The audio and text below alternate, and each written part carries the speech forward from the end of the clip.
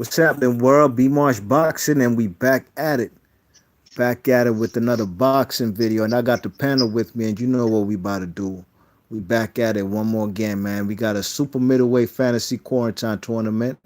Got the panel with me. I got Chris Caban from We Live, Eat, Sleep Boxing, the livest Facebook boxing group on the net. Join the group. And we also have Charlie Brown from Charlie Brown Media Boxing TV over here on YouTube. Subscribe. What's up, fellas? Y'all ready to do this? Yeah, this one lives up the way to go. Yeah, man. This is a division that's not rich in history. A division started probably by like 85, 86. You know what I mean? So this division right here, we not going back to the turn of the century for fighters. You know what I mean? These are all guys who fought on color TV. You know what I mean? So let's get into it, man. We got the first seed, Andre Ward, unified champion with 2 titles, WBA, WBC, and the Lineal and Ring magazine title at super middleweight versus James DeGale, IBF champion at super middleweight. How do y'all fellas see this? I'm gonna start it off. I'm a guy Andre Ward clearly beating James DeGale. I don't think depends, especially the Ward that was in the Super 6 tournament. Yep. Ward was like kind of business. He wasn't no slick. He wasn't doing the slick boxing he was doing early on. He was on the inside banging guy. Yeah. So I got him probably beating James DeGale up in this fight. Yeah. Nine's decision. 9 rounds to 3. 9-3 on points. Yeah. Unanimous decision wide. How you see it, Charlie? I got this one 8 rounds to 4 for Andre Ward as well, man. Yeah. I think winning a unanimous decision. He's going to be a little bit too strong, too slick. James DeGale's never fought anybody like that. Mm-hmm. Darrell's good. Don't get me wrong, but James DeGale, I can see him giving Ward a little bit of trouble because he's southpaw. Yeah. And he can switch hit, you know what I mean? I do see James DeGale winning the middle rounds. The early rounds are going to Ward. Ward's not going to give away. He's not going to give away too much to DeGale. So yeah, I see him outboxing him, man. True indeed. Got him on the unanimous decision. 8 rounds to 4. I could dig it, man. I'm gonna have to agree with y'all, man. You know, these are two gold medalists. You know what I mean? One from the UK, one from the US. You know, in history, that the English fighters have had more more. They've campaigned and have had greater fighters at super middleweight more than any other region in the world. You know what I mean? So, you know, Andre Ward versus DeGale is a very good match. 2 gold medalists, and I see it same way y'all see it. 8 rounds to 4, 9 rounds to 3, somewhere there. You know, I see Ward giving this guy a thorough beating, especially on the inside. You know what I mean? I think that's where he's gonna, in the trenches, he's gonna be giving the man James DeGale a whole lot of body shots. You know what I mean? Closing the distance with the jab, closing down with the right cross. James DeGale just stuck in what you call it, in quicksand. You know what I mean? Because he would try boxing the first early rounds, but I think Andre Ward just too strong on the inside, and he'll wear him down to win a points decision. You know what I mean? And there would be a quite a battering for James DeGale. So we got Andre Ward beating James DeGale for the number 1 versus 16 seed. Let's go to number 2. We got Joe Calzaghe, the Prince of Wales, a man who's held every single title there is at super middleweight. You know what I'm saying? Versus Frankie Lyles. Frankie Lyles was he's a super middleweight champion, WBA title. He beat the man who beat Michael Nunn, champion for like what 94 till like 99, like 5 years. Oh, you want me to start it off? Yeah, go ahead. I got I think Frankie Lyles fight, and I don't see him beating. To be honest, I don't see him beat Calzaghe. Yeah. I just don't see it. I think Calzaghe is possible. Calzaghe, it's possible. It's possible what? He can stop on Frankie Lyles. Yeah. But I don't think I gotta stop it, but I think I see the same. I think I see Calzaghe clearly winning this fight like 8 rounds before. 8 rounds to 4. How you see this? I can see them frowns that Lyles do win, give them trouble until you get figured out, and I can see on Calzaghe captain start the 8 rounds before. Mm-hmm. Sure indeed. Unanimous decision. Yeah, I was never really impressed with Frankie Lyles. Me neither. You know, he was a long time champion. You know, but he didn't really beat nobody. Exactly. Yeah, I mean, but he beat Michael Nunn. Yeah. Crackhead Michael Nunn. Yeah. Beat Michael Nunn.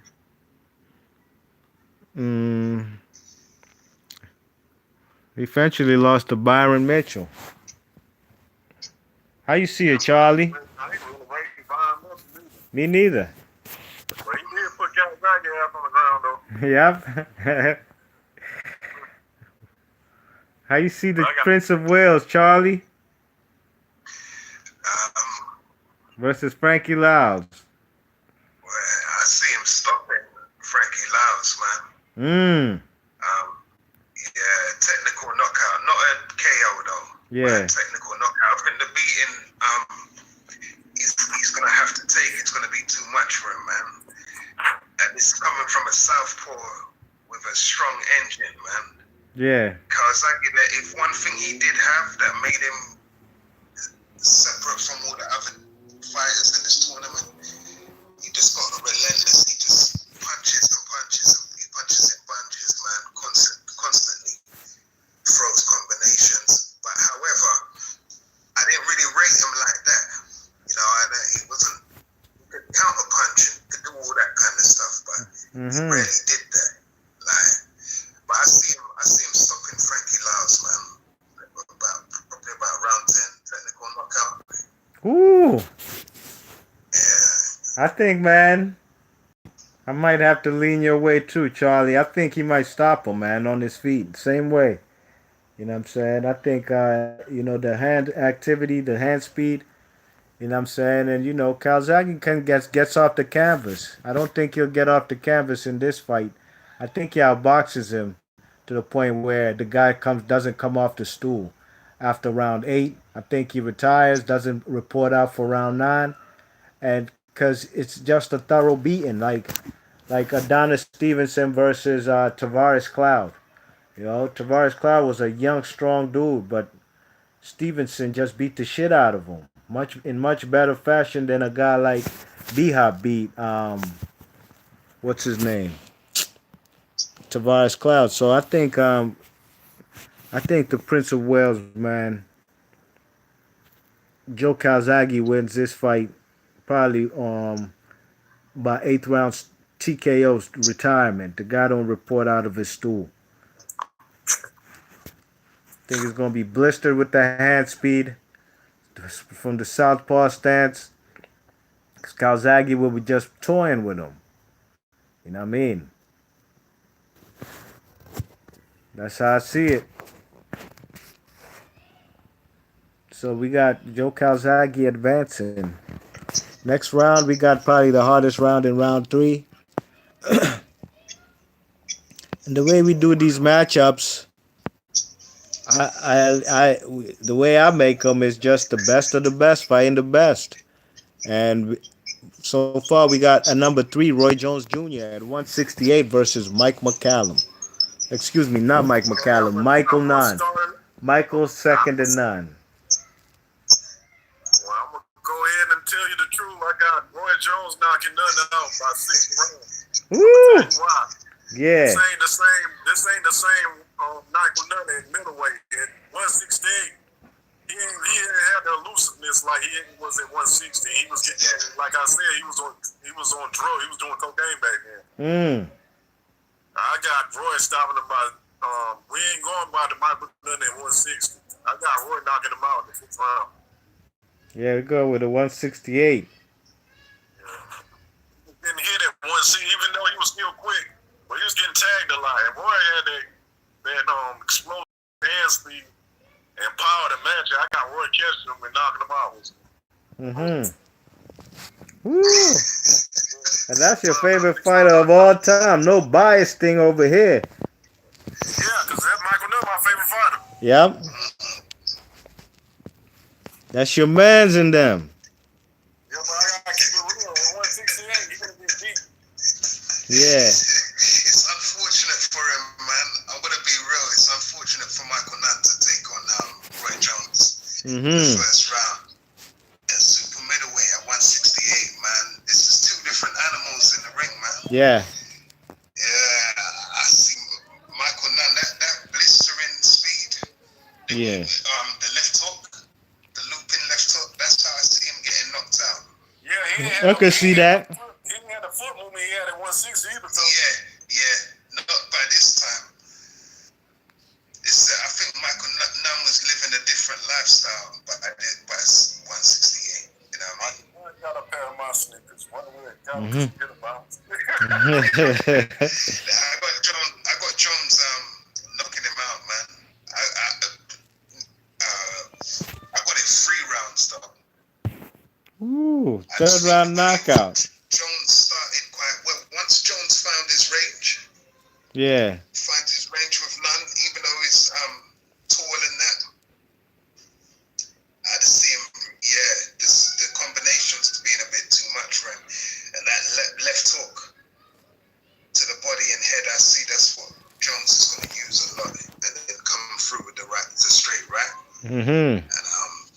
And The only way this fight could be competitive if it was a middle tournament. Yeah. I agree. Yeah, I got Roy Jones knocking him out in 3 rounds. In 3, Charlie Brown lays down his vote. Third round knockout for Roy Jones. I think Michael Nunn and Roy Jones at 168. Fight could have even happened at 175.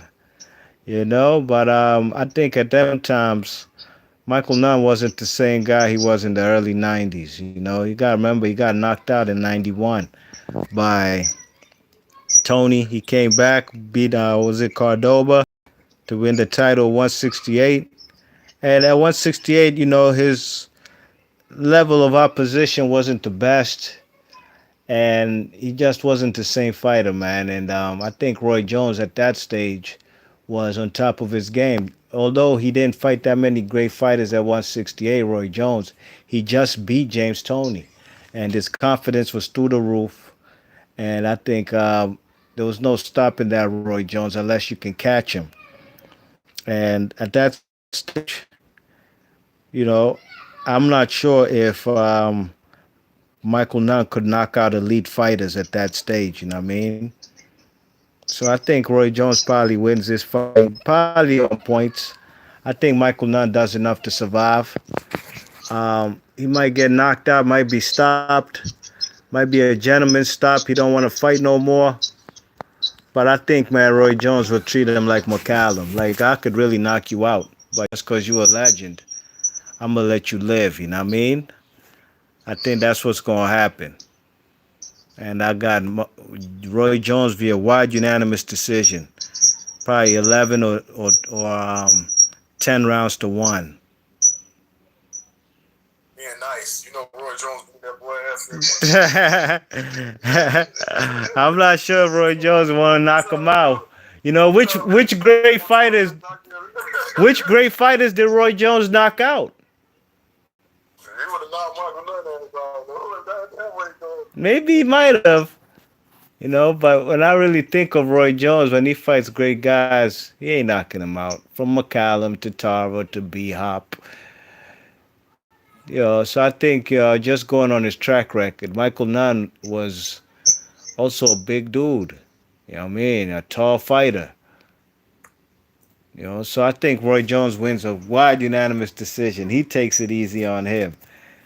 All right then. So Roy Jones advances. So we off to number 4. James lights out Tony versus Jeff Lacey. What was Tony? An IBF super middleweight champ versus another IBF super middleweight champ. Jeff Left Hook Lacey. Oh my God, this is going to be a complete destruction. I think he just tailor-made. This dude is tailor-made for James Toney. He got James Toney knocking him out, man. Round 4. Mm. Because the way Lacey fights, he's a brawler. He's kind of a brawler. He ain't no really. Yeah. Punches on. He's gonna come at Tony, and that's gonna set his ass up. He ain't gonna see. They go hook with a better hooker. Yeah, he's gonna get knocked out by 4. Mm-hmm. This was the miss, man. Yep, well, Jeff Lacey did it to himself, man. If he was a greater fighter, he'd be in the top 5 or something. Even top 10. Even if he was in top 10, he wouldn't be facing James Toney. How you see it, Charlie?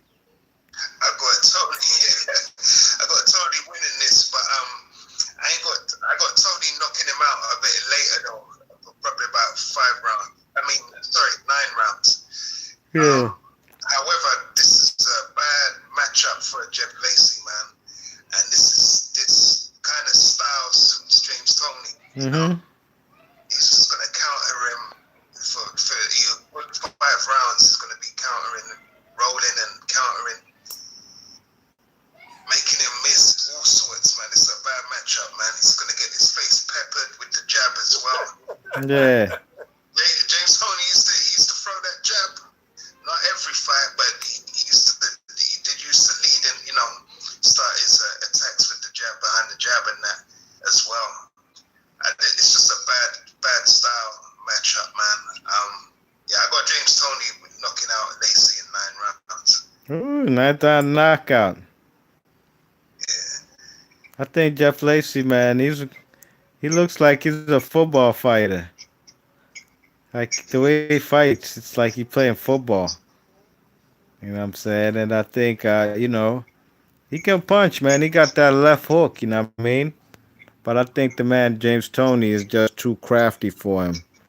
And I think he's going to be catching him. He might go the distance because I think Left Hook Lacey is going to be doing a lot of holding. You know what I'm saying? Going to be doing a lot of hugging.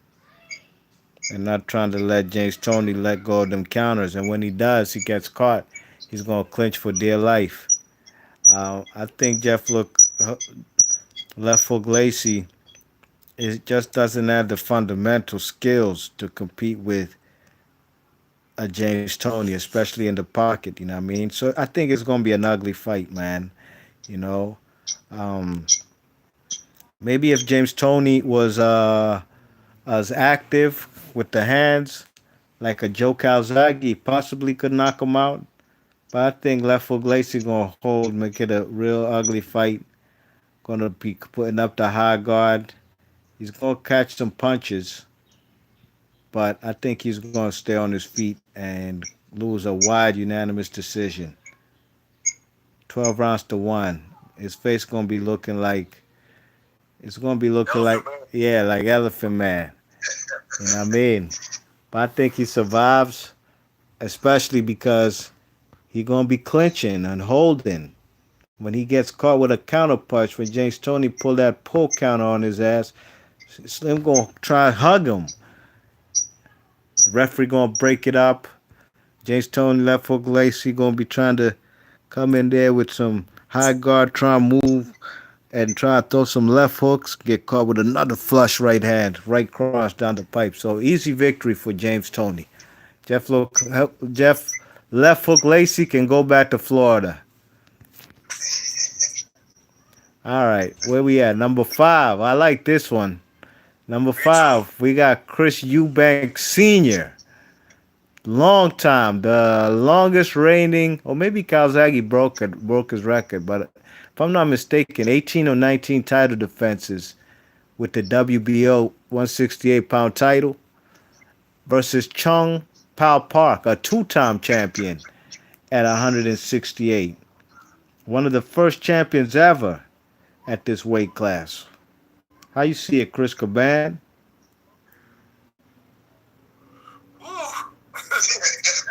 This would be a great fight, like not just on paper, in real life. Yeah, man. I think that this fight gonna be. I think of the fight we just named, this might be the most competitive fight. Yeah. So I got far. it. I got it. Shit. I got it. But I think. I don't know. I can see Clark knocking down Eubanks with his hand down. Uh-huh. Knocking him out though. Not getting a knockdown though. But I got. I'm gonna say 7-5 or closer. Okay, I can have a split decision, man. This shit gonna be cool. Mm-hmm. 7-5 for who? Eubank or Chung Pao Park? I'm gonna take the upset, man. Cause I'm watching Styles make. I'm gonna go with Park on this one. Go Chung Pao Park. Yeah. Oh, close split decision, 7-5. Ooh, how you see it, Charlie? Oh man. Oh boy. Yeah, it's a tough one. It's a tough one, man, because Eubank, he threw a lot of combinations, but sometimes he could be lazy as well. Exactly. That's why I see him getting dropped. Yeah, he can be lazy. However, Mm-hmm. this guy ain't really. I'm looking at his record. I gotta be honest. Like he's the one that I don't really know a lot about this fighter, man. Yeah. To be honest, I gotta keep it about 50, but he ain't really fought anybody. I'm looking at the people he fought. You know what I mean? He fought guys like Glendale Holmes. Yep. Yeah, then they were home. He fought that guy Barkley beat. And I said Barkley. Hagler beat. That Yeah. what was his name? Obligamos. I forgot his name. Hagler fought him twice, Yeah. beat the shit out of him. Yeah, that's true. Yeah. Somebody. I can't pronounce his name. I see Chris Eubank knocking him out. You know, I'm gonna be real. Ooh. Yeah, I see him knocking him out. Because by the time he became super middleweight, he changed the way he trained and dieted, and he was a very hard punch. He was lethal at super middleweight, Chris Eubank, man. Yeah. I got him, and he was kind of relentless. Like he threw a lot of punches. That's the thing I liked about him.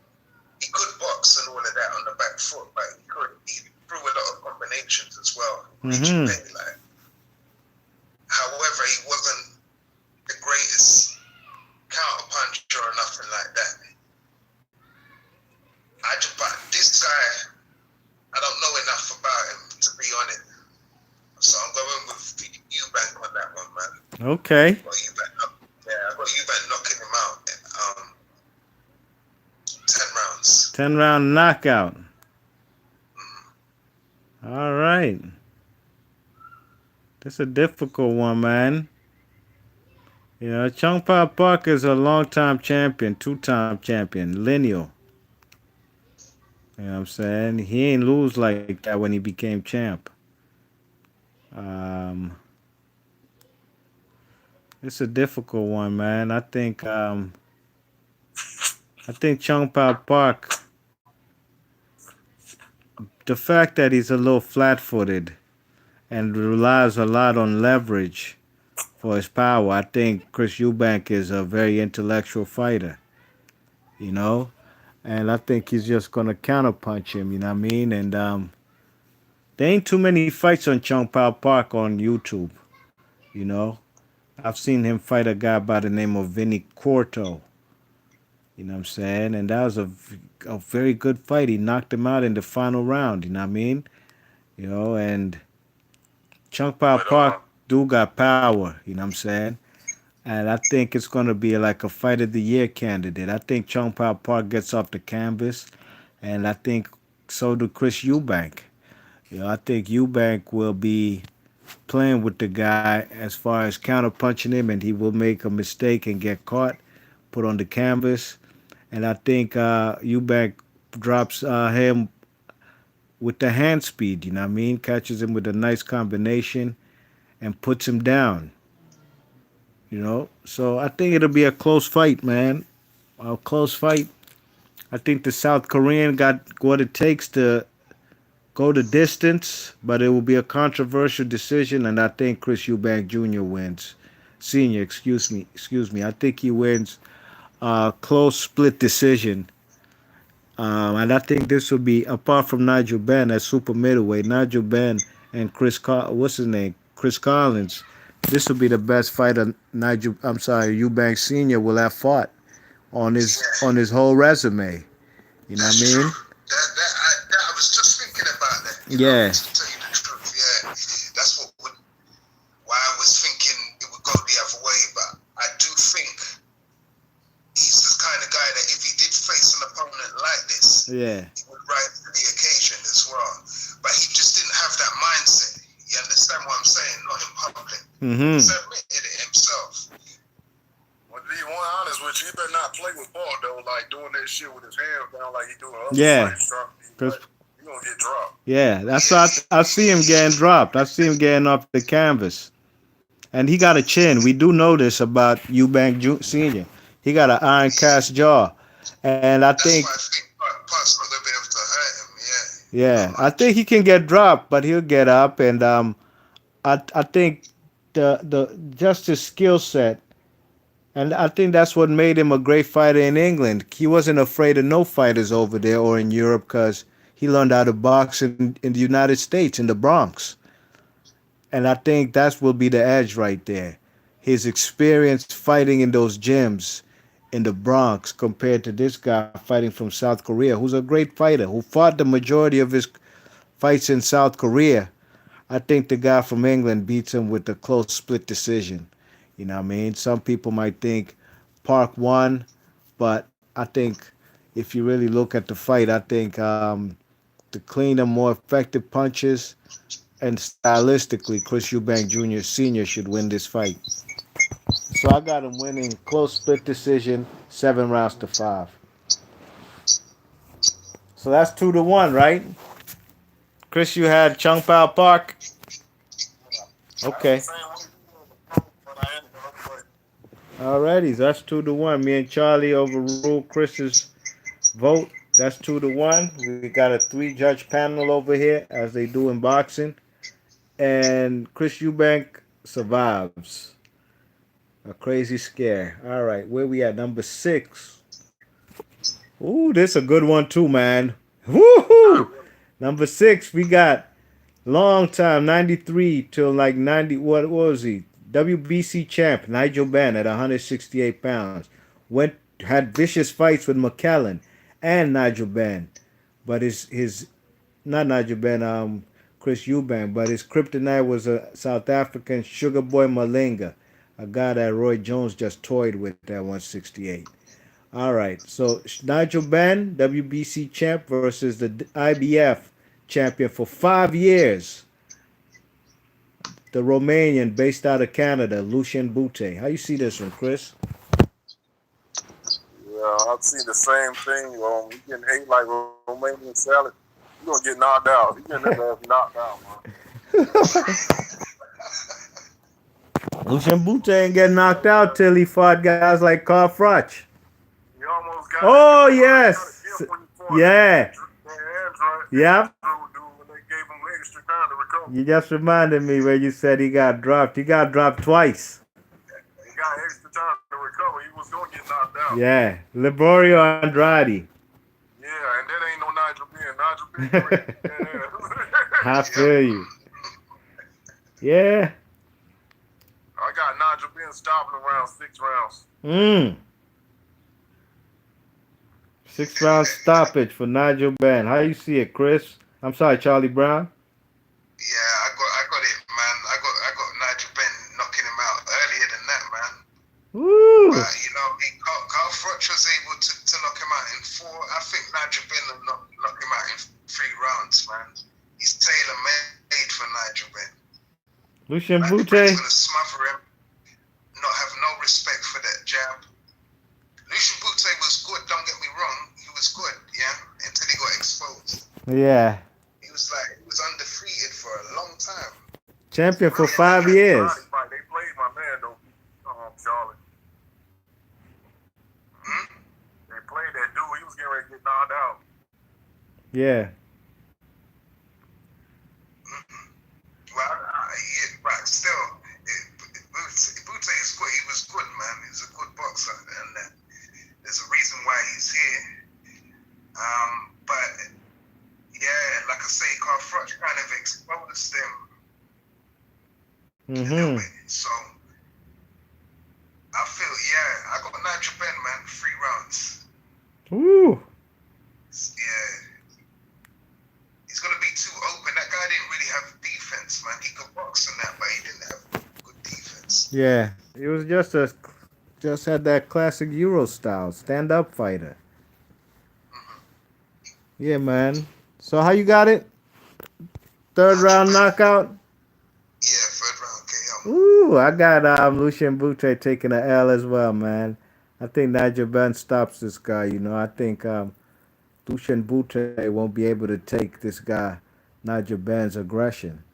And Nigel Benn will just be walking him down and throwing power shots all night. And he's eventually going to stop the man, Lucian Bute, probably in the 5th or 6th round.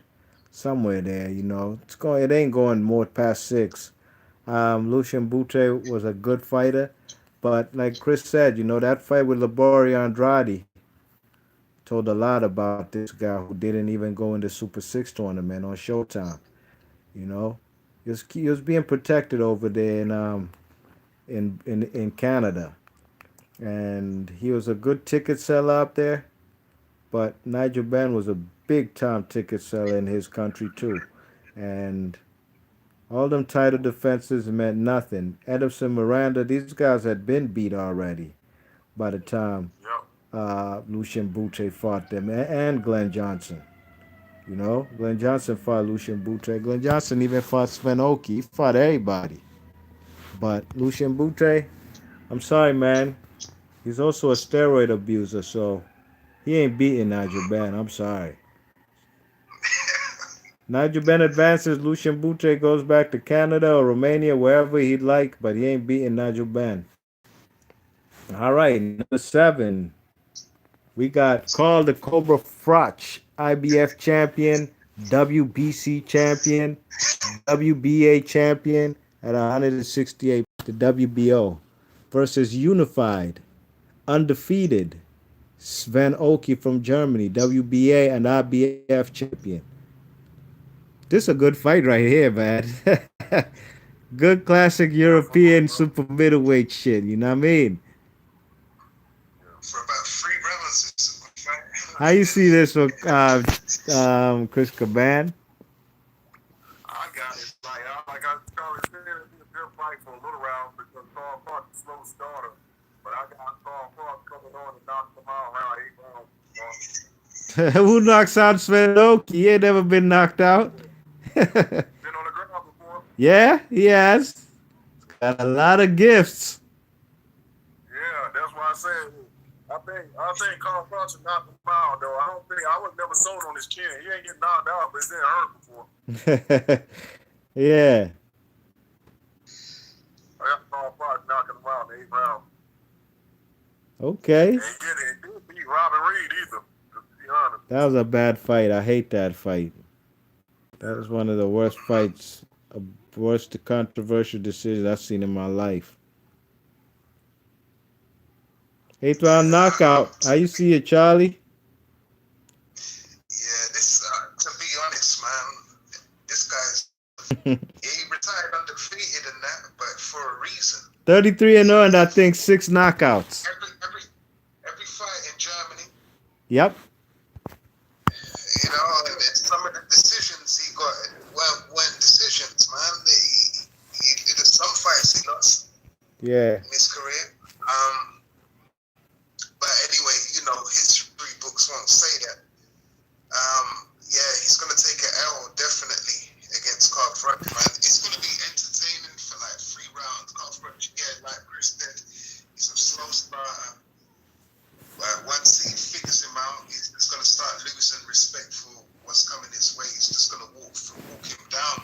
Mm-hmm. I beat him. I see him knocking him out, just like how we knock out Shimbute, man.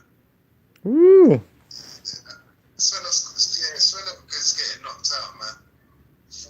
I'd say no, 5 rounds. That's a good one, man. Charlie, you kind of convinced me, man. You convinced me, man. I'm gonna have to go with call the Cobra Frotch. Now I was gonna go by decision, but just off the fact that Svedoki was also undefeated, like Lucien Bute, and Carl Froch did a number on him in 4 rounds. You know what I'm saying? And I think the aggression and the tempo of Carl Froch power shots will be too much for the man Sven Oki. You know what I mean? Sven Oki plays it safe. He can't crack an egg. You know what I mean? They ain't got the power to keep Carl Froch up off of him, and that's what you need. You know, even a guy like Jermaine Taylor, he's a better boxer than Carl Froch, but mentally he's not tougher than Carl Froch. You know, dude even put Carl Froch on the canvas. He was out boxing him the whole fight, which he can, Jermaine Taylor. I don't think Svenoki can outbox Carl Froch for 12 rounds. I don't see it happening. If it does, it'll be a controversial decision with Carl Froch beating him. But a close fight, but I don't think Carl Froch going to let it go to decision. He's going to knock him out in Germany. Probably in the ninth round, 10th round, probably a late round stoppage. You know what I mean? So I think Carl Froch beats Sven Oki as well. You know what I mean? Knockout in the 10th or 11th round for Carl the Cobra Froch. Okie doke. Sorry for Sven Oki, but he's going to stay in Germany where he never leaves. He's a homeboy. He never leaves. He never leaves Germany, so he's going to stay in Germany. All right, number 7. Now we at the 8th seed. Very good fight right here. We got Steve Collins, Irishman, WBO champion with the super middleweight strap, versus Mikael Kessler, unified champion. Was he unified? No, he lost in the unification, but he was a long-time champion, WBC and WBA champion at super middleweight, Mikael Kessler. How you see this fight, Chris Cabad? This is a good fight right here, man. These some good, fight. very good Very fight. good fight. I got it close, man. This fight gonna be close. But like I said before, I got that damn Steve Collins toes and nails. He I got is. Steve Collins stopping around 10, man. I got to lose some rounds, but he ain't gonna stop him late. Woo! He's stopping Mikael Kessler. Yeah. Ow! Okay. You said what round? 10? Yeah, round 10. Okie doke. How you see it, Charlie? Chris Caban lays down his vote. This probably going to be so far the fight of this round. Yeah. Yes, it's one of the best. It'll be one of the fights of the tournament. It's close. They both got a similar style. Neither is. Going in and out. Can you hear me? Yeah, I think that was my internet because I can hear you now. Yeah. That was my internet. Yeah, no, I said this fight is okay, G. Alright, I said this fight is close because neither is really a polished boxer. They're both like kind of guys who throw punches, who are pressured. I would say that Kessler's more polished, so it's gonna be close. I think it's gonna go to the 12th round, and it's gonna be kind of relatively. I would say even. It would be even on the scorecards or Kessler. I'd have Kessler in front probably, but I got Steve Collins knocking him out in round 12. Ooh, that's dramatic. And I see this being one of the best fights of the tournament so far. It is one of the best matchups we've had so far. 8 and 9 are always going to be good because even in the March Madness tournament, college basketball, 8 and 9 seed is always one of the best matchups because It's basically even 8 and 9. It ain't number 4 verse 13 or 5 verse 12 or 1 verse 16. Yeah. So you said you got Steve Collins by 12th round knockout. Yeah, yeah. Whew, this is a tough one, y'all. This is a tough one. I can't lie about that. Can't lie. Mm-mm-mm. Well, I think Kessler, man, is a bigger puncher. I think he's a bigger puncher. Kessler used to lay people out, man. He's laid a lot of people out. From when even in world title fights, when he won his world title, when he beat that dude named Marcus Bayer, and Kessler can box, but Steve Collins is a fighter. He's an Irishman. You know, you know what I'm saying? The Irishman is just a Celtic warrior. That's what he is. And I think even in all his fights, I think he's gonna have the edge because he fought in America.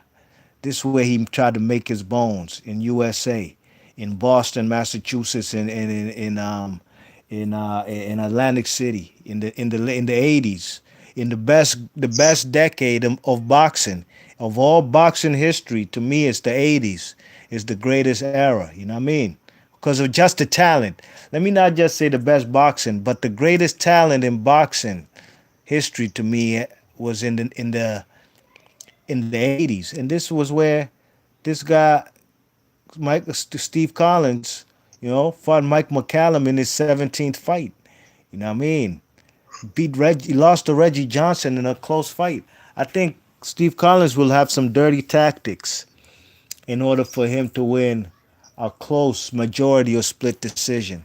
I think it's going to be a close fight. I don't think dudes getting knocked out. I've never seen Mikhail Kessler knocked out. And Steve Collins ain't gonna knock him out. Not in my opinion. Steve Collins ain't never knock out nobody elite. You know what I'm saying?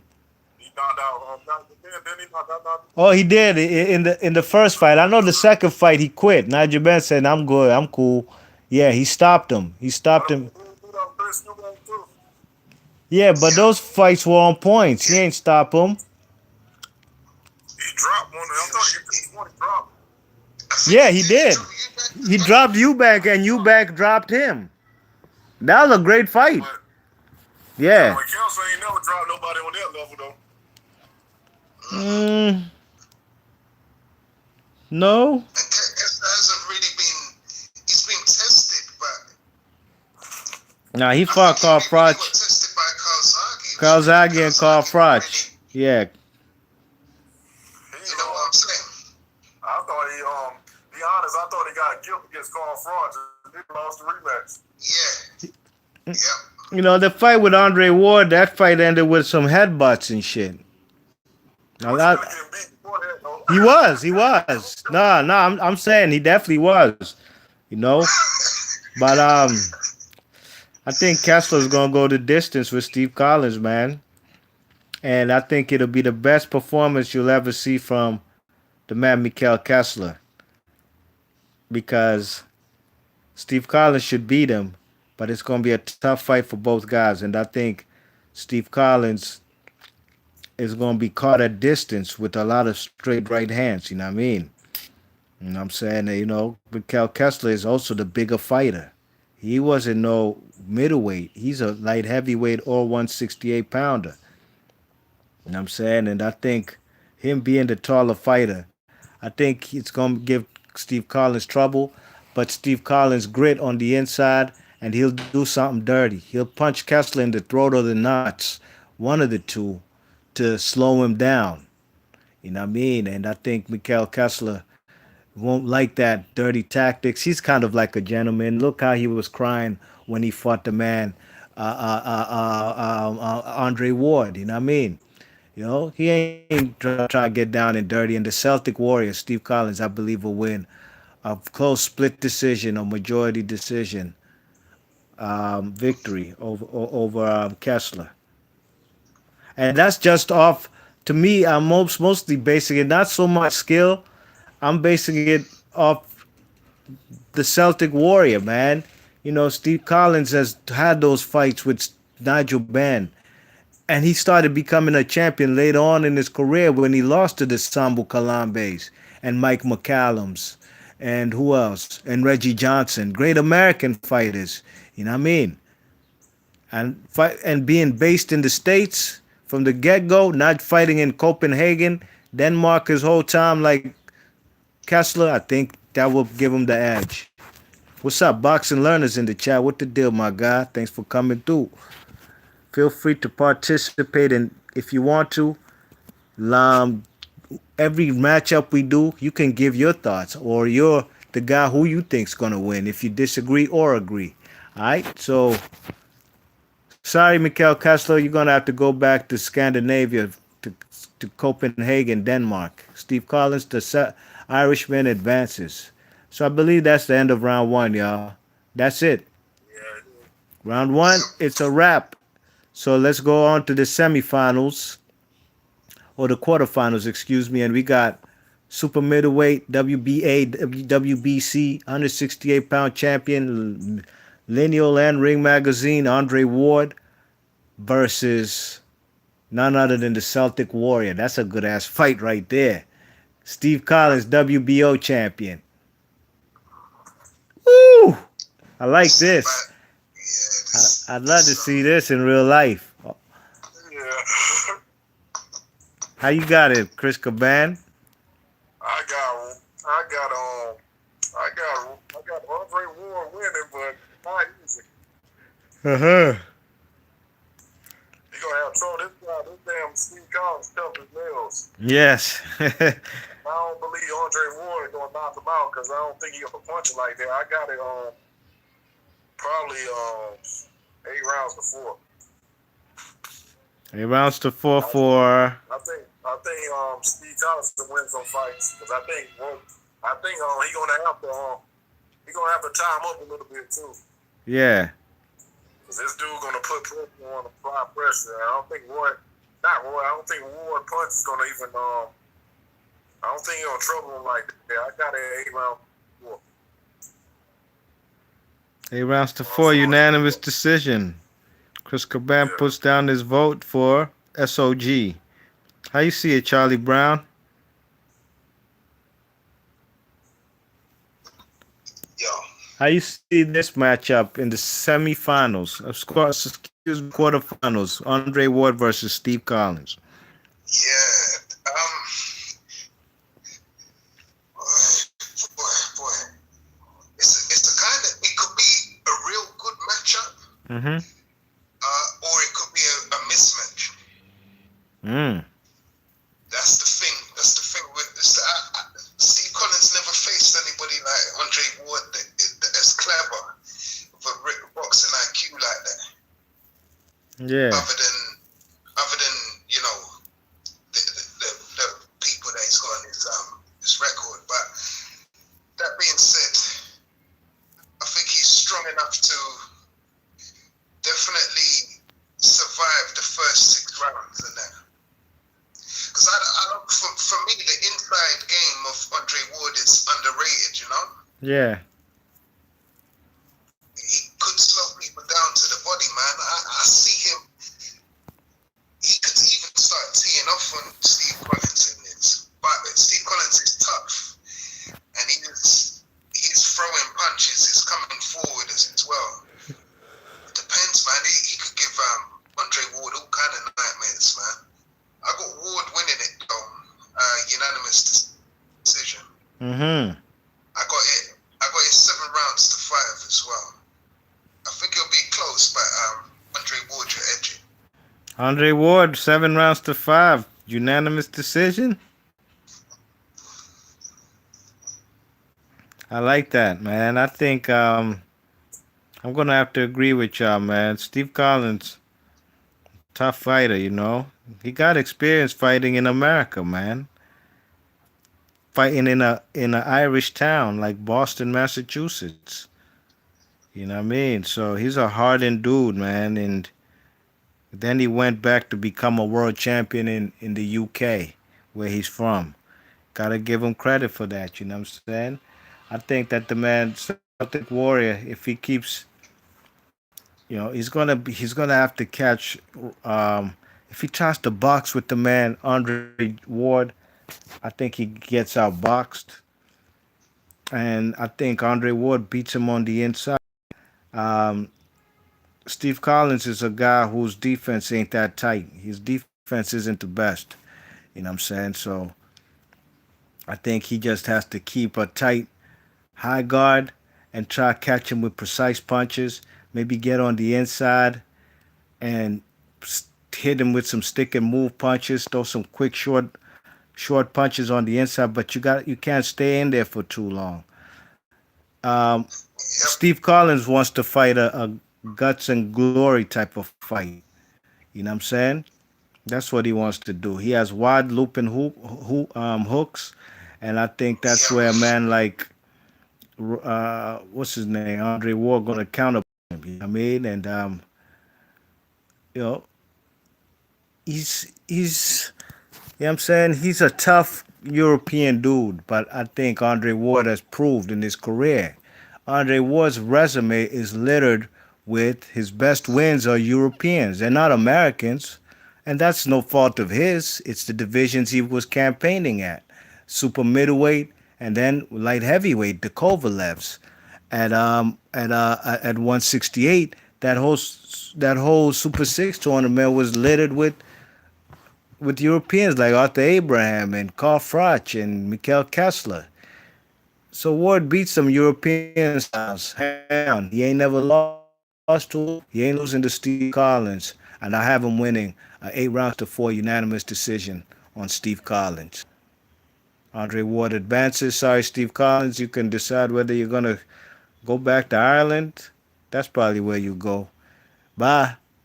Steve Collins ain't advancing. Andre Ward is. Let's go to the next matchup. We have James Toney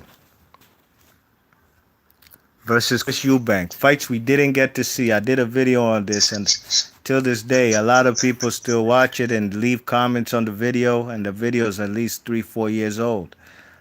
James Toney, IBF super middleweight champ, versus the WBO super middleweight champ, Chris Eubank. How you see this one, Chris? Don't fight in England. They all bums. Remember that video? Remember that video? Don't fight in England. They all bums. Yeah. Oh man, that was a classic, Jay. Well, I got James Toney stopping Chris Eubank because he like to play around, man. That dude too sharp with his too sharp, and his defense is way better than Chris Eubanks. Yeah. That's an overall better boxer than Chris Eubanks, and he had power at 160. I got him knocking out on Chris Eubanks in round 8. Eubank got better feet. He's a more pure boxer than Toney. Yeah, but I think Toney gonna get his ass up out of there.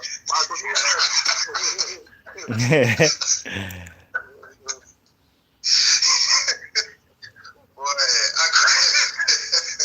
I got James Toney knocking out back in 80 rounds as well, man. Ooh. Because if you look at the Michael Watson fight, Michael Watson was beating the shit out of Chris Eubanks before he knocked him. Yeah, he was. He even dropped him. Then Chris Eubank got out the canvas and knocked him out immediately.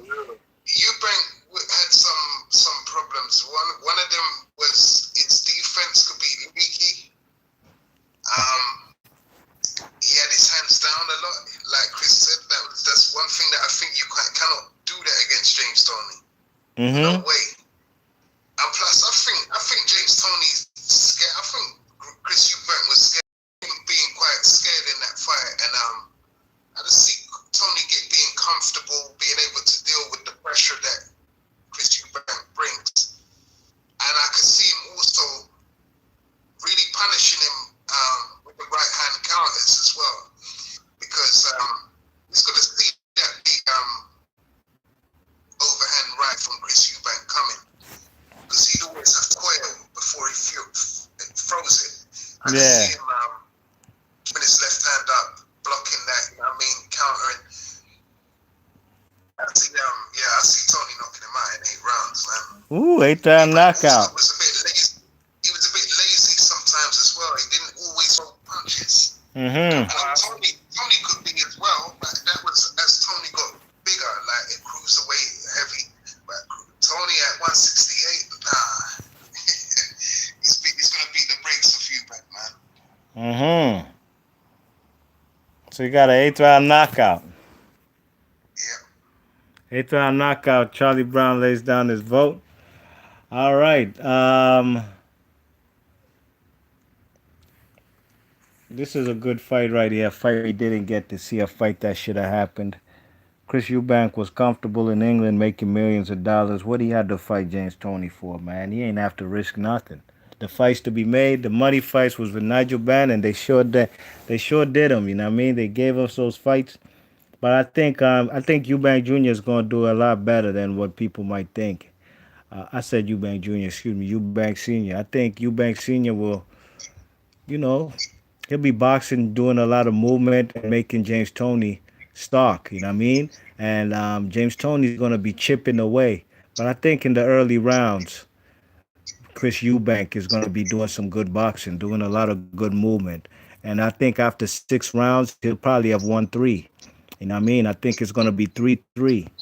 You know what I mean? After 6 rounds, halfway through the fight. Okay, there we go.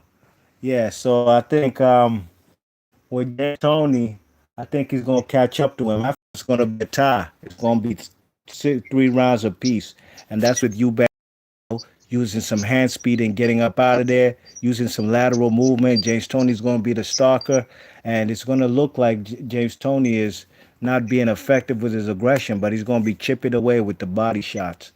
And I think he's going to now Chris Eubank Jr. is going to be standing in the pocket a little too long. I think he's going to get his eye busted up. You know what I mean? His left eye with straight right hands that been coming down the pipe. And his eye going to be busted up. And he ain't going to be so much on the movement on his bicycle no more. And I think the body shots and the pull counters in the pocket.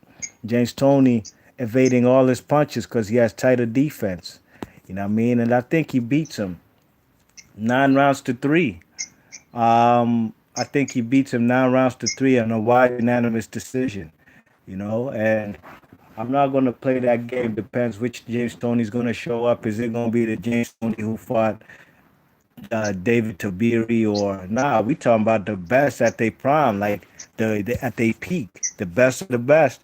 And I think James Toney, it's gonna be an exciting fight. James Toney will slowly take the air out the room, chipping away, kind of like how he beat Vasily Giro, and he might catch him with a body shot in the 11th to 12th round, and he might gas up. But I think pride, Eubank ain't never been stopped. He's from what I remember, and I seen him fight big guys like that cruiserweight Thompson, Carl Thompson, and I think he's gonna survive.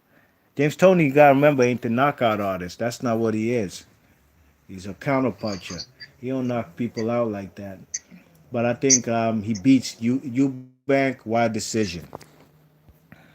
Boxing learners in the chat, and he had said Andre Ward dominates Collins 9 rounds to 3. I agree with you on that.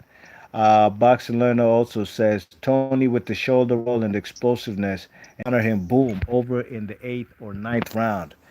Yeah, well, what did y'all pick? Y'all both had a knockout, right? Yeah. I had to get stopped at 8. Yeah, me too. Yeah, I just gotta go with the decision, just off the strength of the iron cast chin of Eubank. But either way, he ain't beating James Toney because if he thought he could, if he wanted to be on the pound for pound list, he would have fought him back in '93.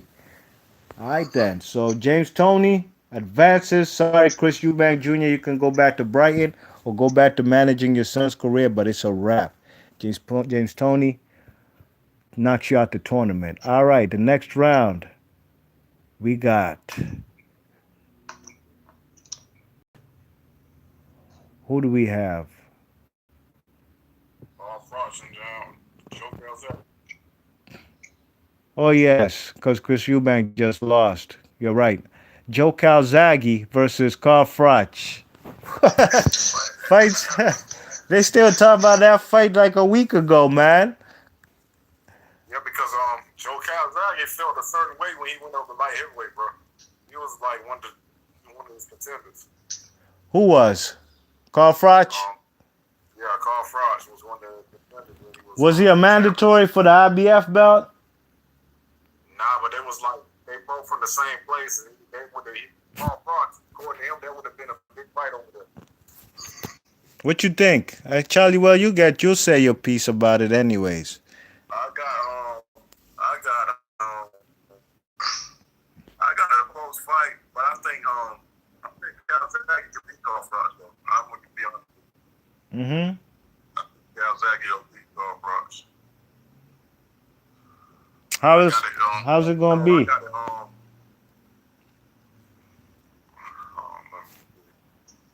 7 rounds to 5 though.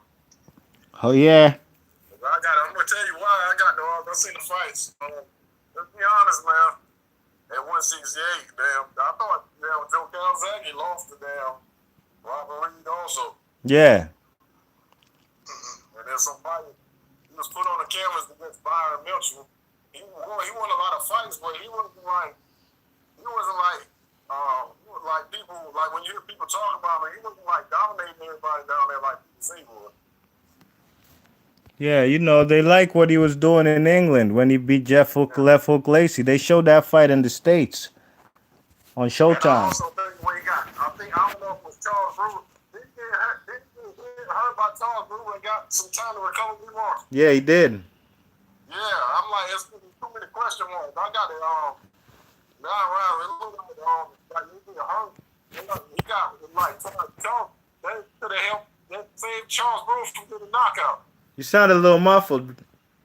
I said that damn extra time to recover kept Charles Brewer from getting a knockout. Yeah. I got 8 rounds. I got it 7 rounds to 5. 7-5. Yeah, I got Calzaghe squeaking it out though. He ain't dominating. Unanimous decision. Split decision. How he got it? No, I'm gonna go 8. Yeah, I'm gonna get 7 rounds to 5. This is a tough one, man. This is a tough one. Neither fighter faced anybody like. They're unique in their ways. I got Calzaghe winning this, man. I'm gonna be honest. 7 rounds to 5 as well. It might even be a split decision. There's not gonna be much in this. The only thing is, Carl Froch is a slow starter. That Calzaghe's warm from the beginning. Yeah. Yeah, that's why I got him moving. Yeah. You're gonna get started too late, B-Mars. You're gonna get started around 4 or 5. And he's not gonna be able to intimidate Calzaghe either. Yeah. The punch is gonna be coming. Carl Froch is gonna get. He's gonna start capitulating, man. He ain't gonna get knocked out. He might even get knocked on the floor and have to get up off the canvas. Carl Froch in this as well. I would have had Calzaghe stopping him late. Actually, do you know what? I think Calzaghe would stop him, man. Late though, like round 12. Ooh. The pressure gonna be too much. Carl Froch getting stopped. And the southpaw as well, man. It's not gonna be like when he beat Lucian Bute. It's gonna be a different animal, man. Yeah. Calzaghe he's got good fitness, man. In Wales, man, that air's so clean up there. It's clean up there. It is, I'm sure, right? Yeah, and it's that's gonna help him. That's gonna help him in that situation. Now go ahead. Can I say something, Charlie? Because a lot of people, when they bring up, I don't know why they do this, when they bring up Calzaghe, when you're trying to debate him at 168, they bring up his wins against Boy and Bernard at light heavyweight. Yeah. Nah, it's not. Nah. And the thing is as well, I don't really rate Calzaghe like that, I'm gonna be honest. And not because of the colour of his skin, he just never fought he never really came out of Wales. He didn't really fight anybody. He didn't fight any. Like none of the guys in the States. Yeah. He came here too late. I know. Yeah, but that was an old Roy and an old Bernard Hopkins. So I've never really rated this guy really yet. He's good at this level, European kind of level, and that's what he was. He was never really world class. But he's gonna beat Carl Froch though. Carl Froch is one of them. He's quite conceited. He fighter and that, but Mm-hmm. he was too much of a slow starter, and his defense was leaky, man. Yeah. I see He fights with his Kazaki. hands down. Yeah, Kazaki keeps throwing punches. That's one thing about him. Yeah. Even if they're little tippy-tappy punches. Yeah, you know. So you got it how? I got Kazaki winning it. Yeah, how? I got a stoppage. I got a round 12 stoppage. Ooh, Carl Frost don't get stopped. Yeah, TKO, a technical knockout. I see. Yeah, the referee stopping it. All right, so Tony got a 11th round stoppage, man. I think how I see it, I think Joe Calzaghe is going to win with the hand speed, combination punching. I think Carl Froch is going to be, he's going to have his high guard up a lot. You know, Carl Froch can.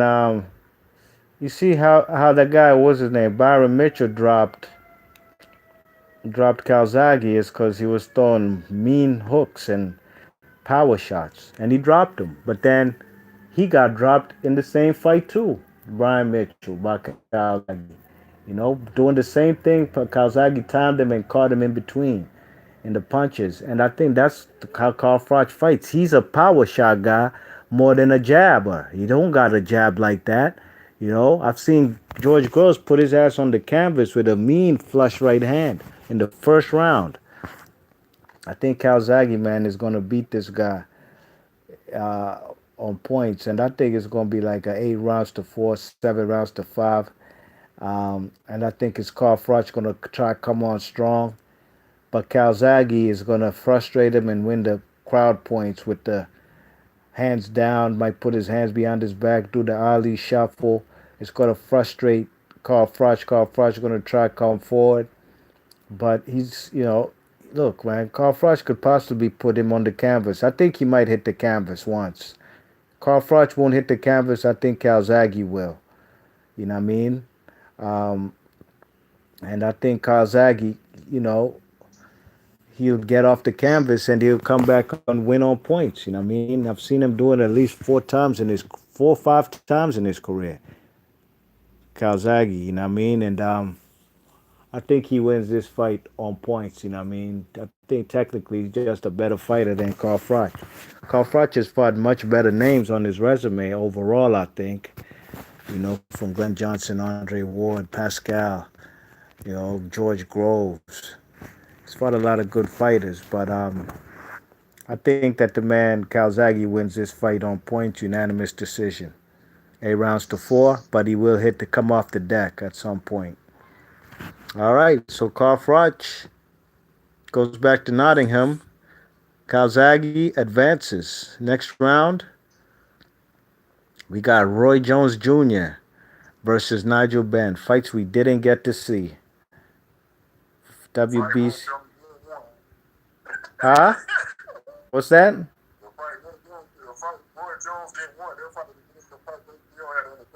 Yeah. Roy Jones stuck him, man. Woo! How you see this one, Chris? I'm gonna go do it a little people look at backstory on this fight. Roy and Jim McClellan were great friends. Roy didn't want this fight after he saw what happened to McClellan. Yep. And I don't know, people say, Roy did this, Roy was his thing, but Roy didn't keep his hands up, man, and I don't know, he could have got caught, man. If he get caught, I don't see him getting off of one of them double 40 bucks. But how would the fight go? I don't know, because they fight never happened, so I'm just making a guess. Yeah. As almost all fights. One guy definitely didn't want this fight. Yeah, that's right. Yeah. I'm going to go with that's because what I seen, and Nigel Benn had pretty good speed too back then, and Roy didn't really fight nobody on that caliber in 168. He fought a big guy like Big Fast. And Sugar Boy I don't know. I think Nigel Benn can win this fight. Yeah. Good pressure on him. I can see pressure bust fight. I can see him getting stopped in the around level. I can see Roy winning early, but I can see him getting caught with something big around the level. Mm-hmm. I'm gonna go with Nigel Ben, man, based on the fact that that dude didn't want that smoke. Yeah. Yep. So he got him how? On points? Knockout? Knockout. Ooh, what round? Nigel Ben hit him on that damn chin. He ain't getting up, bro. What round? 11. Ooh, 11th round knockout. How you see this, Charlie Brown? I see Nigel Ben knocking him out in exactly the same round, but not the Mm. same way though. Another thing as well about McLennan, McLennan was the only person to beat Roy as an amateur. Yeah. Yeah, and that was definitely. So you got to look at it like that. If he was looking up to McLennan, then and we all saw what happened with Nigel Ben and McLennan. There's no way Roy did not want this fight. He ducked this fight. And the thing is, if let's say like there was a bit of spite from Roy, I don't know if that would cloud his judgment. I don't know. Either way, like the mental, psychological aspects of this fight is going to be difficult for Roy. Roy's never been in a situation like that. Mm-hmm. And I'm looking at Ben, how Ben was afterwards mentally.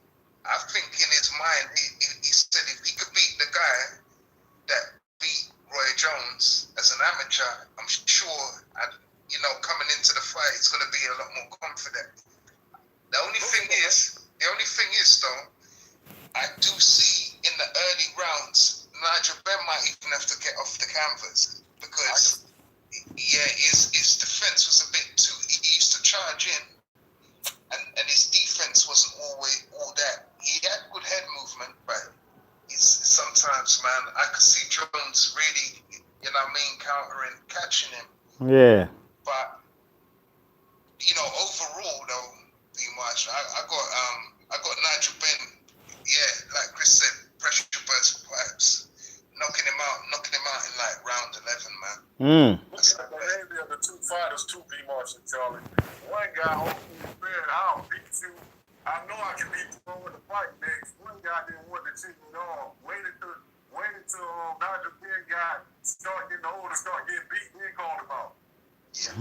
Yeah. True. Yeah, man. So Charlie, you got a knockout too, right? Yep. So Yeah. Well, my vote, man, I think I'm gonna have to go with Roy Jones, me personally, man.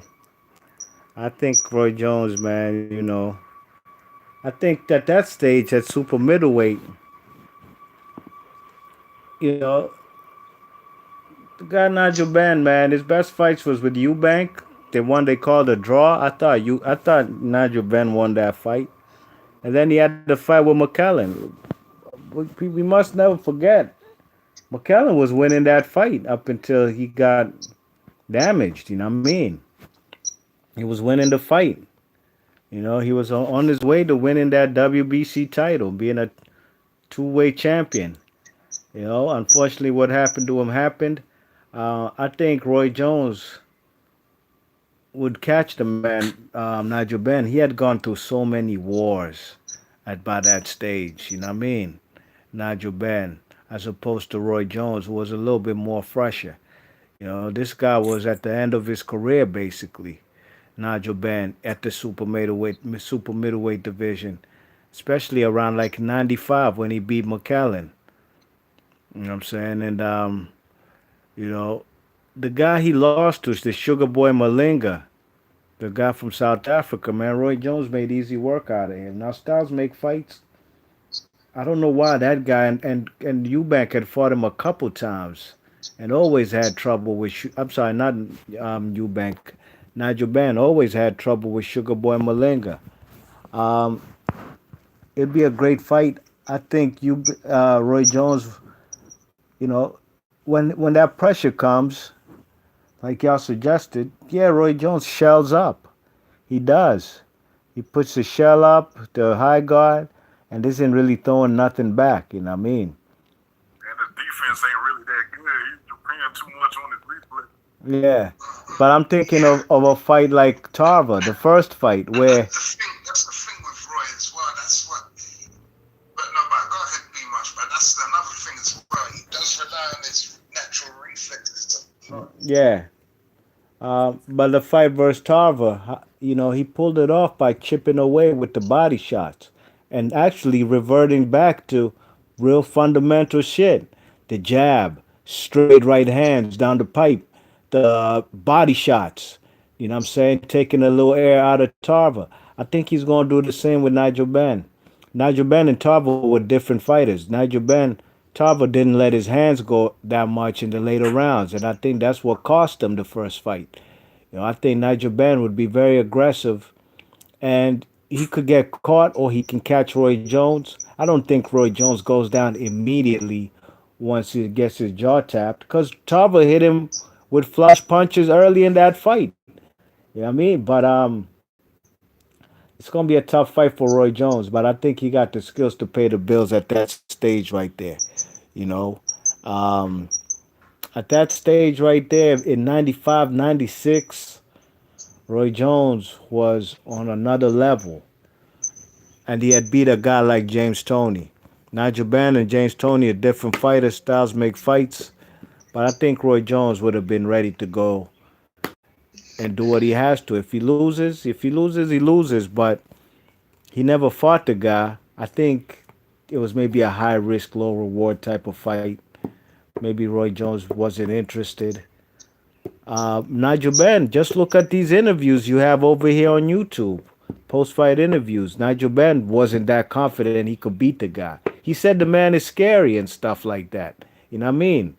Nigel Benn. Yeah, but that's what would usually spur him on to get in the ring with the person. Yeah. Was that he was scared of McLennan. He said McLennan put the fear of God into him. Yeah, he did. But he still, yeah, you know what I mean? Even Eubank scared him initially. Mm-hmm. You understand? So he was always, but he could thrive off that. That was the difference with him. I mean, Ben, I got to be real, man.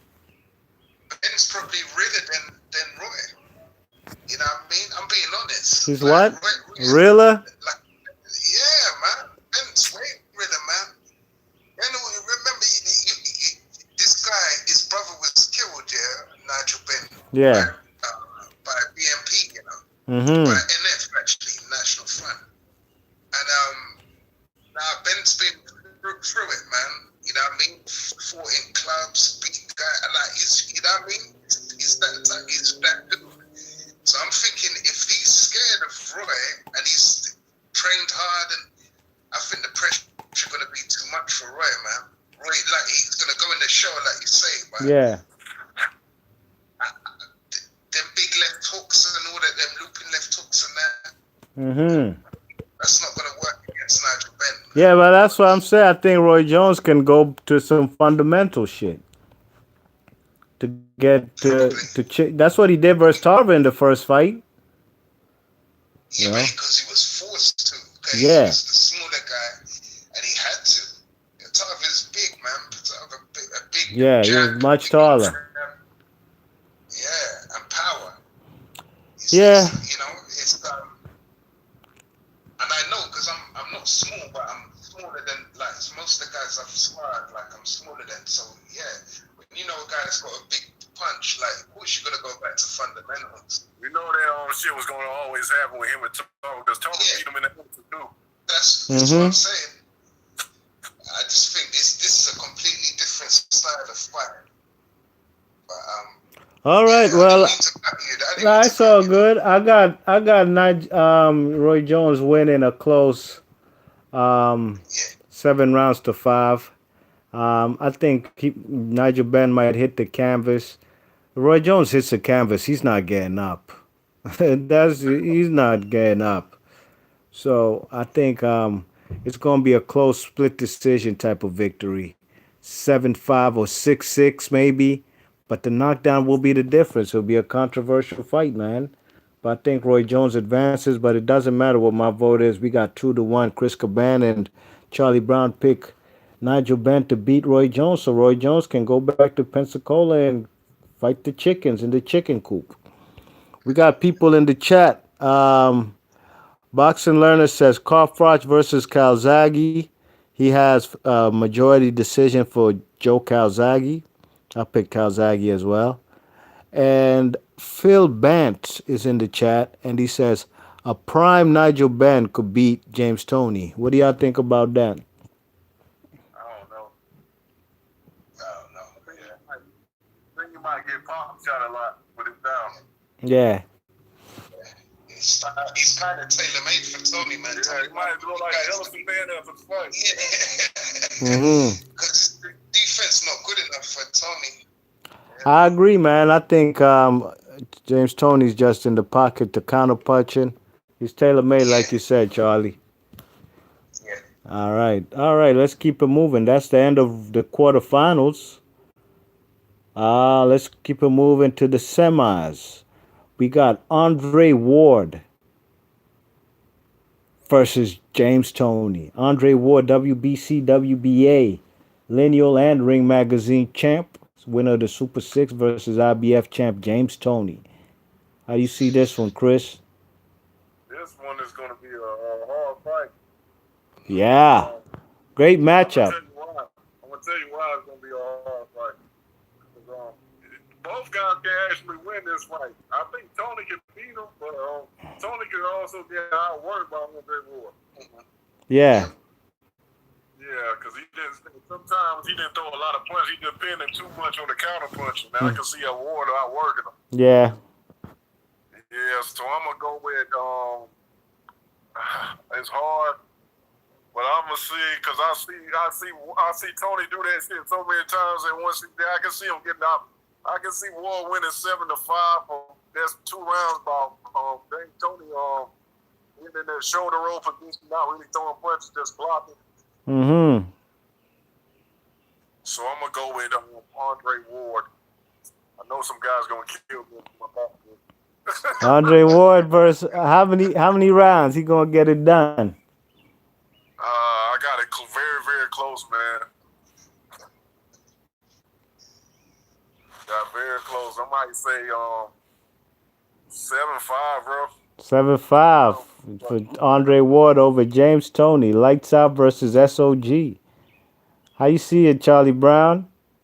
I got it the other way around, man. 7 rounds to 5 for James Toney. I think what's going to separate them is the exchanges on the inside, yeah? Yeah. Although Andre Ward's good on the inside, it seems to be more singular punches. More, you know what I'm saying? He'll set it up behind a jab or a feint, and then he'll go to the body. And then he'll kind of, once he knows his person, the defense is not good, then he starts to open up. But I just feel the two of them in the pocket close up. James Toney's going to win them exchanges. Mm-hmm. Either the right counter. I know he doesn't have much of a repertoire in his punches, but he could throw their left hook as well.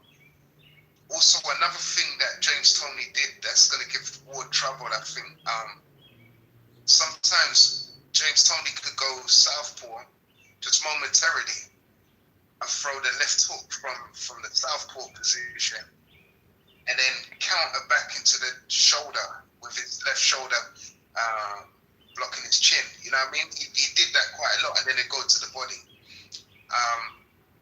I think Ward's that's going to be a little bit too much for Ward in some of the rounds, and that's just going to be the difference. It's going to be close, but I think also, yeah, James Toney. You say at 168 he was. I don't think he was inactive when he was throwing his punches though. I think that's as he got heavier. But from what I remember, at 168 he still had a good. He could still throw a lot of combinations. I think he's just gonna have just a little bit too much defensively for Andre Ward as well. And yeah, I got James Toney winning that one, man. 7 rounds to 5. Woo, this is a tough one, man. 7 rounds to 5 for Charlie Brown. This is a difficult one, man. Yeah, this is a tiebreaker right here, man. I think, whew, this is a very difficult one. Um, I think James Toney is a good fighter, great fighter, man.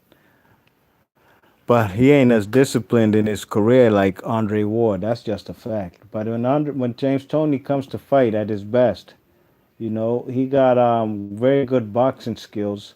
You know what I mean? But at 168, I think his defense was tighter at 168 than even at 160. You know what I mean? The upper body movement. Maybe because it looked more, he was starting to gain weight too at 168. That's where he just really started kind of neglecting his weight because he'd fight title fights at 168. Then a month or two later, he would fight a non-title fight at 189 or something, 175, or above, 179. You know what I mean? You know, so James Toney, that's what to me I started seeing that defense in the pocket that show. You know what I'm saying, and it's all about how much he can make Andre Ward miss and how he can make him pay. It's gonna be difficult for Andre Ward, but Andre Ward, I think on the inside, both guys switch stances. More Andre Ward more than James Toney switch in for because Andre Ward is he fights right-handed, but in life he's really a lefty. He writes with his left. He eats with his left. He's like LeBron James. LeBron James plays ball. He's a right-handed. Shoots free throws with his left, jump shots, dunks harder with his right. But in real life, he writes with his left hand. You know what I mean? He does everything with his left hand. So I think James Toney, I'm sorry, Carl Froch is not Carl Froch. Andre Ward is the better switch hitter. Look what he did switch hitting versus, albeit a drained Chad Dawson, but he destroyed that guy, man. And I think James Toney, he ain't gonna get dropped by Andre Ward. Um, I think it's gonna be a difficult fight in the trenches, and this fight gonna be won in the trenches. And I think Andre Ward just might have a little bit more work rate. I'm a bigger fan of James Toney than Andre Ward any day. You know what I mean? But Andre Ward was a damn good fighter at 168. But then again, we got to consider most of the fighters he beat at 168 and 175 were European guys. This would be an all American dude, African American dude. This is going to be a different look for Andre Ward than he's seen in his whole career. You know what I mean? And I think it's going to be about the toughness and the grittiness on the inside. And I personally think Andre Ward is a little bit more tough on the inside. They're going to throw body shots. I think Andre Ward's work rate will be more than James Toney. And he's going to win a close split decision, maybe majority decision, 7 rounds to 5. I think it could go either way. But I think Andre Ward slightly with the probably more punches thrown and more punches landed when you look at the punch stats. I think you got to give it to the man, SOG. You know what I mean? So I think SOG, man. I think I'm going to pick SOG, and we have SOG. I broke the tiebreaker. SOG advances. Let me see what they saying in the chat. Uh, we got Phil Bant was in the chat, and he says Chung Pao Park beats Eubank. And he said, Yeah, that's what I said. you picked Eubank. I'm sorry, Chung Pao Park, right? Mm-hmm. And he Yep, I picks, got outvoted. Y'all picked you back. yeah, and he picks James Toney. The It may be controversial. I'm going James Toney inside the distance. I don't think James Toney's stopping Andre Ward. Ain't nobody ever stop him. And James Toney's not even a knockout artist, really. I don't think it's going to be. If he wins, it's going to be on points. Who did he Uh, have? He had James Toney, yeah? yeah, inside the distance. Um, Yeah. Phil It's Bant interesting. I says, had him Mm-hmm. I asked Phil Bant in what I like fashion. James Tony, but he didn't like B. Morris. It wasn't disrespect, no, but we talk about them at their best. Yeah. So we Yeah, he wasn't really at his best in 168 though. Because some fights like B. Morris said, he fought Anthony Henry, he was 175. He was fighting 168, then jump 175. He go there and fight Anthony Yeah. Henry. Sometimes I've seen him at 190 when he was fighting at 189. But at least he was busy though.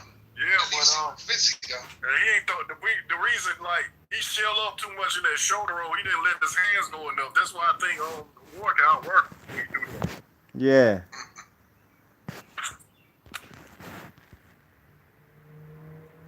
Yeah, he up there trying to pop shots and some rounds he like he just he used to lay on the ropes and then throw them punch back and block a lot. Mm-hmm. Phil Bant's in the chat and he says that he thinks Park will win by split decision. He says Eubank too slow, Korean work more. Park beat Lindell Holmes easily twice, who went distance with Eubank in '92. That's how. Lindell took Eubank distance in Eubank's prime too. Yeah, I don't know about Eubank being too slow. No, Eubank is much faster than the Korean Chung Pao Park. You know what I'm saying? It got faster hand speed and foot speed. But you know, Eubanks be like having his hands down. I think Park. I ain't gonna lie. I've never seen the Lindell Holmes fights. I've seen him fight other guys. That guy Victor, somebody I told you. Uh, I can't remember. And the Fabrice Albigamos fight. I seen that fight. And Murray Sutherland. I'm gonna send you some other websites that got the whole fights over there. Be more. YouTube ain't got a lot of fights. Yeah, they ain't got a lot of fights. I was looking for a lot of Manuel Medina fights yesterday, and a lot of them are not on YouTube. I forgot because people that sent me on website yesterday, they got shit from all the way back to the 80s. You sound muffled. I said, Pete sent me one of them websites last year. Oh. Got the fights from all the way in the 80s, early fights, like fights that ain't even on YouTube. Yeah, send them links. I want to see some fights. All right, then. So we got where were we?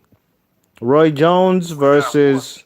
Jones. With Tourney and I'm sorry, James. Ward. Yeah. Ward won. Ward won. James Tourney got to go back to where's he from? Where in Michigan? He ain't from Detroit. Ann Arbor, absolutely.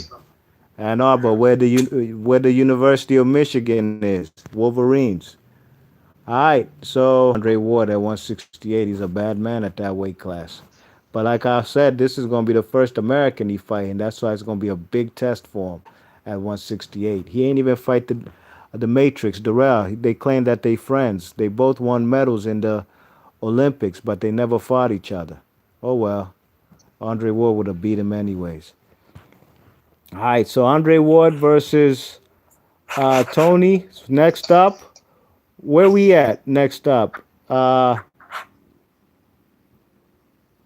Is it called where we at? Chris Eubank? No. Chris Eubank lost the. No, where we at?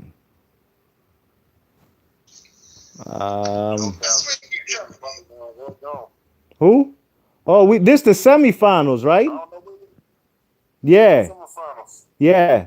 We in the semis, and you guys had Nigel Benn beating Roy Jones. Yeah. So Nigel Benn versus Joe Calzaghe. Joe Calzaghe, okay. Yeah. Nigel Benn versus Joe Calzaghe. How you got this, Chris? This is an all British, all UK matchup. Who else he had trouble with in the weight class? Charles Brewer caught him early. He had a little time. I'm going with Nigel Benn. Sakio Bika brought him a lot of trouble too. Huh? Sakio Bika gave him a lot of problems too, just like he did Ward. Yeah. I think Nigel Benn beat him, man. Woo! I got Nigel Nigel Ben Ben. beats the great Joe Calzaghe from Wales, the Italian Dragon. Yeah, it's just a lot of fights I've seen that a lot of people probably didn't watch, man. That I don't think he would have beaten Nigel Ben. Oh, you don't think he that can do anything to beat Nigel Ben? Man, he really lost to Robert Reed. That was one of the worst decisions I ever seen. Yeah. Like the Tokyo Beaker fight, he wasn't impressed. Like people mostly giving props of the Jeff Lacey and went up in light heavyweight. We ain't talking about when he went up to light heavyweight, beat old ass Bernard Hopkins in the washed up Roy Jones. We ain't talking about that. We talking about what he did at 168. Absolutely. And to me, he wasn't that impressive. He was a long time champion, man, from '97 to like Yeah, but he 07. fought people like Mario Vick. He fought Mario Vick and guys like that. Who the fuck is that guy? Yeah. Who the fuck is that guy? Like Conor McGregor be saying. Oscar, I got that fight, but he didn't fight nobody really at 168 until he fought Jeff Lacey. Then when he fought Charles Brewer, he looked like he got hurt and he looked like he got extra time to recover in that damn fight. Yeah. The ref had extra time to recover in that fight. Mm-hmm. I got Charles Brewer probably knocking him out, bro. Ooh, Calzaghe. Yeah, around 11. Mm-hmm. Okay. Nigel Ben. It ain't that bright because Byron Mitchell had him hurt real bad too. They don't came off the canvas with the wobble with the stinking leg. All right, man. How you got this one, Charlie? I got Nigel Ben, man. Woo! The Dark Destroyer. Decision, man. Dark Destroyer on points. Yeah, the Dark Destroyer. I got the Dark Destroyer, man. Cruising to victory, man. 8 points, man. 8 rounds to 4. The pressure gonna be too much for Calzaghe. He never fight anybody with any real pressure like that. Mm-hmm. And I don't care what he did against old Roy Jones and old Bernard Hopkins. This guy never fought anybody. To me, at 168, he never fought anybody. Jeff Lacey was always a hype job. We knew that. Yeah. A lot of people in Britain knew that as well. Before that fight even went down, we knew he was a hype job. So, and he struggled with guys lesser than Calzaghe. But Calzaghe, for me, the only thing I see Nigel Ben, I don't even see him having a problem with the southpaw style of Calzaghe, because he didn't really utilize the southpaw style anyway. Most of the time, he just throw combinations, like I said. He's got so far in the competition, but this is where it ends, man. I got Nigel Ben now. I'm beating him 8 rounds to 4. Woo! 8 rounds to 4 points decision for the Dark Destroyer. Ooh, that's a tough one, Charlie. That's a tough one, dogs. Yo. Oh, man. Hey, man, you got to remember, Nigel Ben came from middleweight. He ain't a natural, like, super middleweight like Calzaghe was. You know, I've seen... Huh? He was welterweight as at amateur level. Who was? Calzaghe? Calzaghe came up as well. He wasn't no natural super middleweight. Well, I didn't know that. Came up from. I've always known him as a super middleweight. He was more like a 154 guy. Yeah. That came up. So, yeah, you know. Yeah. Oh, man, this is a hard one, man. I think Calzaghe has the work rate. Can he hurt the man Nigel Ben? Possibly. I think Nigel Ben could go down. I see Michael Watson and these type of guys beat him. You know what I mean? Stop him. I've seen Chris Eubanks stop him too in the first fight. You know, it's a difficult one, man. When did he become a champ? Like 93, right? That's when he became a super middleweight champ, or 92 when he fought that Italian dude. You know what I'm saying? And he had the strap for a long time. I think he lost it in like 96. So that's a good 4 years. Oh, man. Woo! This is a tough one, man. I think Joe Calzaghe has a work rate. Possibly might be able to hurt the man Nigel Benn, but I think Nigel Benn is just a bigger puncher at the weight class and a more pressure fighter. You know what I'm saying? And I think there've been some flaws in the man Calzaghe's. An old Eubank put him on the canvas. Remember that? You know what I'm saying? An old Eubank put him on the canvas, and Eubank puts his punches together to me better than Nigel Benn, but I think Nigel Benn is a harder puncher. And if I think he stays on top of him, he could get it done. You know what I'm saying? I think he can get it done, and I think Nigel Benn probably wins this fight. Or Calzaghe, man, look, he ain't never been stopped. He might get stopped today in this round. Um, um, I think Nigel Benn will win this particular fight, probably by stoppage. Because look, man, an old B hop, and man was like 40 plus years old, put him on the canvas. He got off the canvas, but B hop is not a puncher like Nigel Benn. Roy Jones, too, put him on the canvas. I've seen the guy on the canvas a lot of times, and I give him credit for always getting off the canvas and coming back to win decisions. But there will be that fighter. And I think out of all these fighters we're mentioning, Nigel Benn and everybody he fought, Nigel Benn's the biggest puncher at 168, and I think he gets the victory via 10th or 11th round stoppage for Nigel the Dark Destroyer Benn. I think that's what's going to happen, man. I think that's what's going to happen. Nothing against Calzaghe. I just think Nigel Benn is a top five greatest fighter of all time at 168, and I do believe so is Calzaghe. It'll be an all British UK affair, but the Dark Destroyer wins this fight. All right, we on to the finals, man. Let me see what y'all saying in the chat one time, man. Phil Band says, I remember the Hambrick Tony fight. Eubank's punch rate on BoxRec is very bad. I don't look at BoxRec for no ratings for nothing. I don't. I don't. I don't understand how they do their rankings, so I'll just let them be. Boxing Learners in the chat says, Tony versus Ward is tough call, but I would go with Andre 7 rounds to 5. So do I. Phil Band says Eubank got some lucky decisions. The draw versus Ray close. He lost that one, and I had him losing around 12 fights. Actually, he lost 12 fights. Put them 12 fights down in the comment section, man.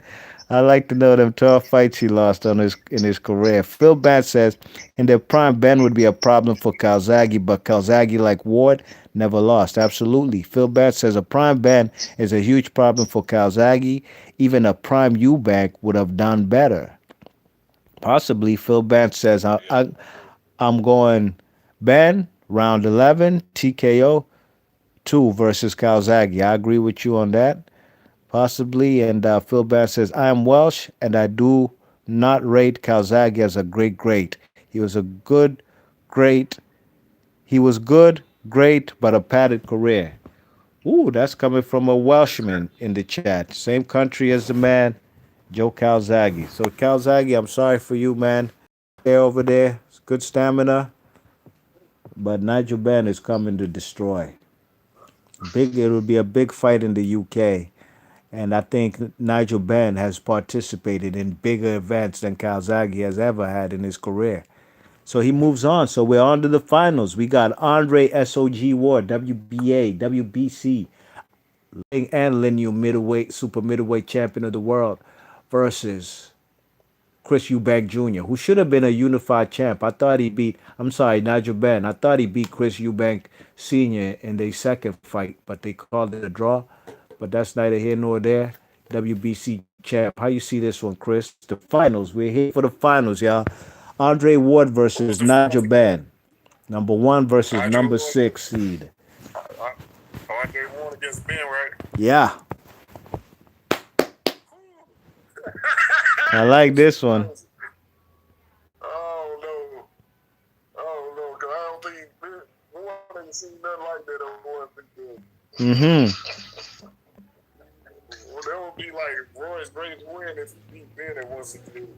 Shit, he beat Tony. It don't get no greater than that. Yeah, but Tony more of a counter puncher though. Tony more Yeah. of a counter puncher. He ain't gonna be throwing that many quick. That's why I got him. I work. But Watch McCall gonna be letting his fucking hands go with some damn dynamite. Yeah.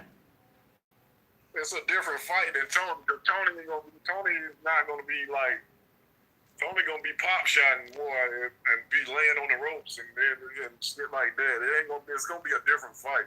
It's Mm-hmm. gonna be a totally different fight than this. I see. I could see. I could even see Ward getting off the canvas. To be honest. True. But I think Ward is kind of smart. Ward got a kind of underrated defense too, B Mars, because once he gets you on the inside, he kind of hard to hit. Yeah, yeah. I think that's his best defense. I can see Ward fight. I can see this shit being like the first Kovalev fight with Ward getting off the canvas and coming back and winning late. Yeah. I Uh-huh. see it just like that. So I'm gonna go with 7 rounds to 5. I think Ward can damn Ward. If Ward can get on the if Andre Ward can get on the inside, he can tie him up a little bit and frustrate him. I think Ward can outwork him on the inside. I think, but he gonna hit the canvas in the fight though. Mm-hmm. I got a close fight, but I got Ward winning. How you got it? Well, I got Ward winning though. What? Knockout points? Nah, points. He ain't knocking out. I don't think he hit hard enough to knock that. Yeah. I think he got. I think he gonna out. I think he gonna outwork him late. I think he's gonna win by 7 rounds to 5. Close fight. Woo! 7 rounds to 5 for SOG over Nigel Ben. I can dig it, man. How you see this one, Charlie? We got a vote by Chris Caban. Damn. I got this fight being a draw, man. Woo! Yeah. You gotta pick a fight. Yeah. You gotta pick a winner. I can't really. I've got it 6 rounds apiece, man. All right. I just think.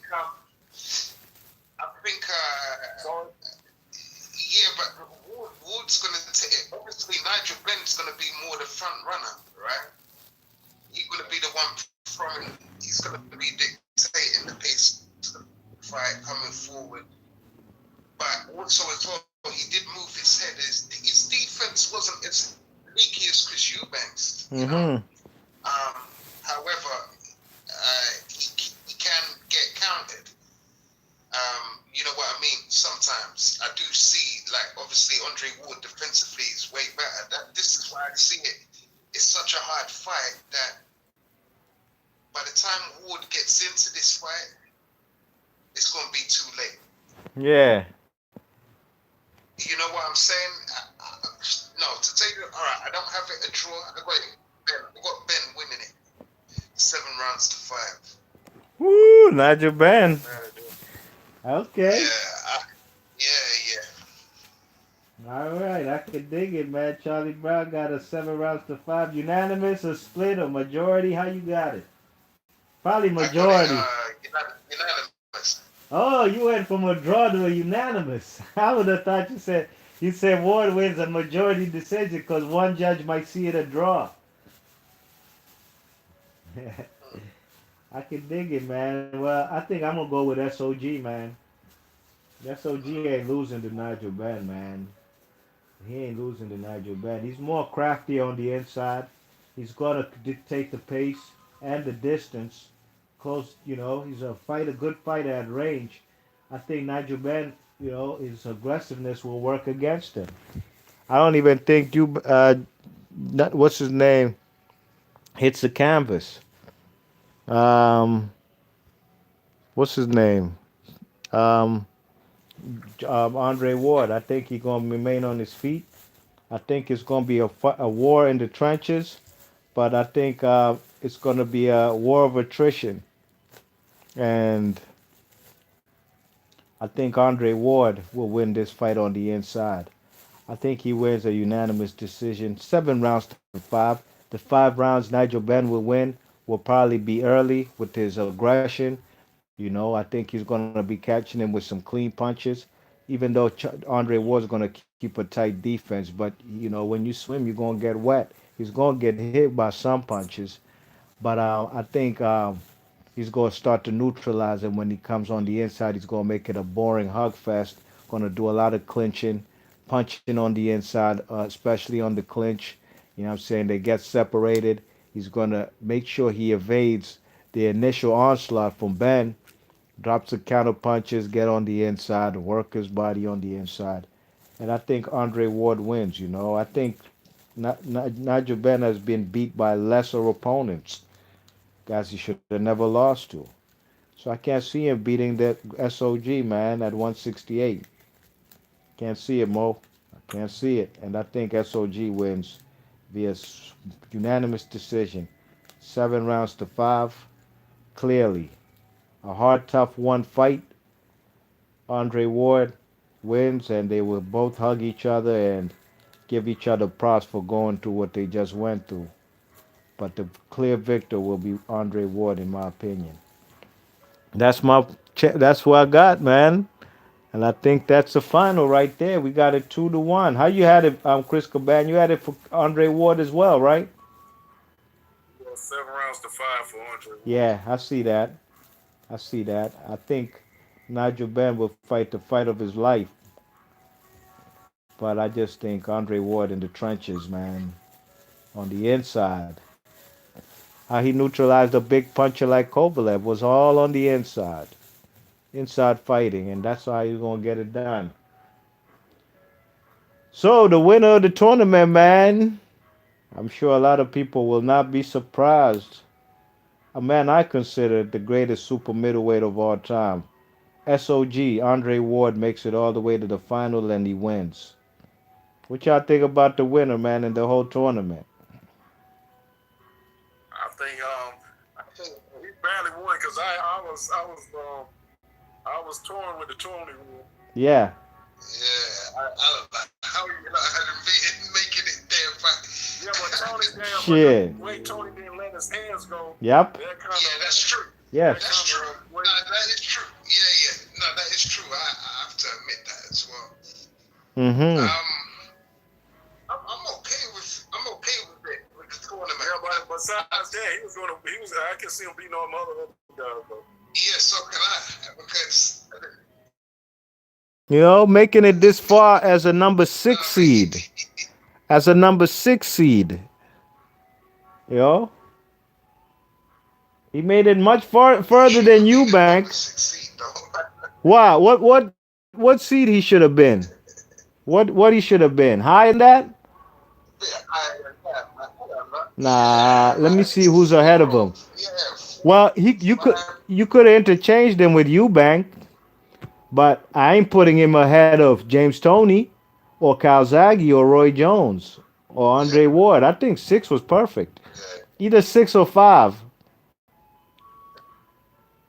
Yeah, I think so. I only put Roy Jones in there, not so much of the great accomplishments at 168. He'd held the belt for a while, and just how dynamic he was at that weight class. You know, as the number 1 pound for pound fighter in the planet at the time. Yeah, man, I like the list, man. I thought it was a fun one to do, man. A lot of how many Americans? Let's count. 1, 2, 3, 4, 5, 6. 6 Americans out of 16. How many Europeans? Let's count. 1, 2, 3, 6, 7, 8. 8 Europeans, 6 Americans, 1 Asian in Chung Park. Uh, where else are the other people from? Yeah, man, I thought it was a good matchup, man. Very multicultural, this particular one, because of the weight class and the people who campaign at this weight class. Yes, indeed. So there you have it, man. B Marsh Boxing. I want to big up the panel. Big ups to Charlie Brown. Go ahead and shout your channel out one time, Charlie Brown. Yeah, man, you can check me out at Charlie Brown Boxing Media and just just drop your comments on when I'm on the live. Just subscribe to it, get all notifications, and when I'm on, we do the same thing all over again. Absolutely, man. Check him out. He also has a tournament going on over there. All kind of weight classes. Check out Charlie Brown's channel and subscribe.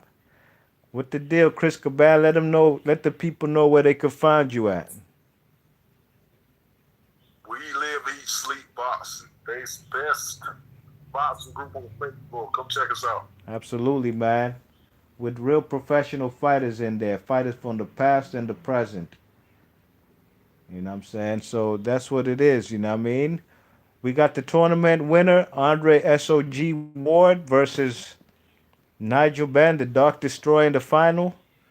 And Andre Ward barely makes it. He barely makes it to the final and he barely wins the final, but that's the type of career he had, you know what I mean? If he has any controversial decisions, it's that first fight with Kovalev, but he made amends for it in the second fight. So it is what it is. Be Marsh Boxing. If you're new to the channel, please share and subscribe. Hit the thumbs up. Leave your comments in the comment section as a matter of fact, and let me know how you guys see this tournament. If you thought anybody we had somebody beating somebody that you think would beat them, let us know. And I want to big up Phil Bant in the chat and Boxing Learner as well. And everybody with the thumbs up, salute y'all, and I'm gone. Peace.